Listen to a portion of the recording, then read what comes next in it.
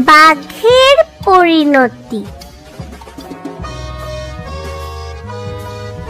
একদিন একটি বাঘ যখন বনের মধ্য দিয়ে দৌড়াচ্ছিল, তখনই তার সাথে দেখা হলো একটি ছোট্ট হলদে পাখির। হলদে পাখিটি ভয়ে চিৎকার করে উঠল, আরে টুনি, কি রান্না করছিস? আমাকে দিবি না? যাও এখান থেকে। আরে আরে, ভয় পাস না। হলদে পাখিটি ভয়ে গাছে উঠে ফেলল আর বলল,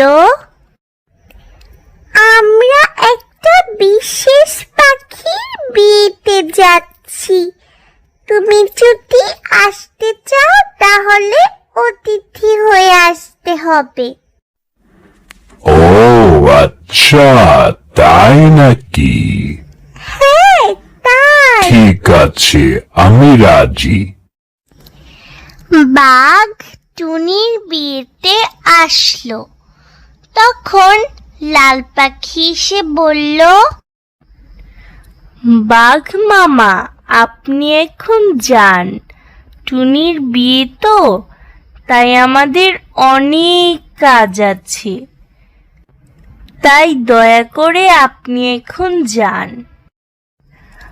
বাঘ মামা যদি টুনির বিয়েতে আসে তাহলে তো গন্ডগোল হয়ে যাবে। হ্যাঁ তাই। বাঘ খুব ভয়ঙ্কর, সে আমাদের খেয়ে ফেলতে পারে। তাই আমাদের কোনো বুদ্ধি আঁটতে হবে। একদম, আমার কাছে একটা বুদ্ধি আছে। টুনির বিয়ে শুরু হলো। সেখানে অনেক পাখি এসেছিল আর তারা খুব আনন্দ করছিল। কিন্তু তখনই সেখানে চলে আসলো বাঘ।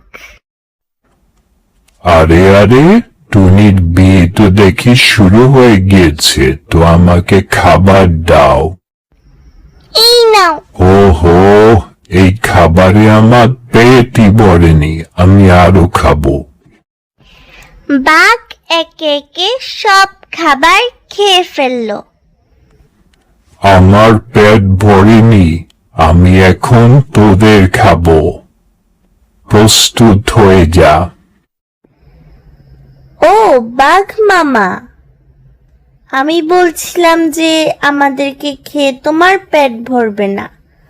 চলো, আমি তোমায় একটা জায়গায় নিয়ে যাচ্ছি, সেখানে অনেক খাবার আছে।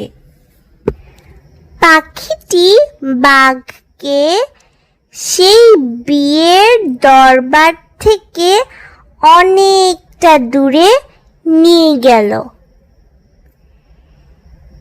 শেষ পর্যন্ত তারা হাঁটতে হাঁটতে একটি কুয়োর কাছে এসে পৌঁছলো। সামনে যাও আর দেখো সেখানে খাবার আছে। বাঘ পানিতে তার নিজের প্রতিচ্ছবি দেখে মনে করলো সেখানে একটা খাবার আছে। সে সেই পানিতে ঝাঁপ দিল। ও না, আমাকে বাঁচাও, আমি সাঁতার পারি না। টুনি আর নীল পাখির বিয়ে সুখে শান্তিতে হলো।